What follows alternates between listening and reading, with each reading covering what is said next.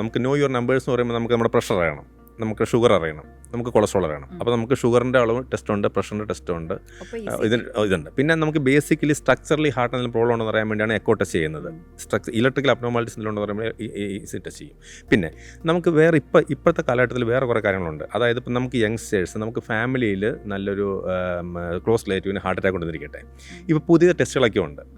പുതിയ ടെസ്റ്റുകൾ ഇപ്പോൾ നമുക്ക് ലൈപ്പോ പ്രോട്ടീൻ എ, അപ്പോ പ്രോട്ടീൻ ബി എന്നൊക്കെ പറഞ്ഞിട്ടുള്ള ടെസ്റ്റുകളുണ്ട്. LPA, അപ്പോ ബി എന്ന് പറയുന്ന ടെസ്റ്റുകളുണ്ട്. അത് പ്രത്യേകിച്ച് ഫാമിലി ഹിസ്റ്ററി, നല്ല സ്ട്രോങ് ഫാമിലി ഹിസ്റ്ററി ഒക്കെ ഉള്ള ആൾക്കാർക്ക് നമുക്ക് ഈ ടെസ്റ്റിൽ ചെയ്ത് നോക്കുമ്പോൾ നമുക്ക് അങ്ങനത്തെ റിസ്ക് കൂടുതലാണെന്ന് അറിയാൻ പറ്റും.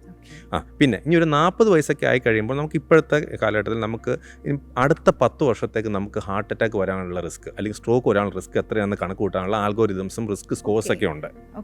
അപ്പോൾ അത് നോക്കും നമ്മൾ. അത് സീറോ റിസ്ക് എന്നൊരു സംഭവം നമുക്ക് ആർക്കും ഇല്ല.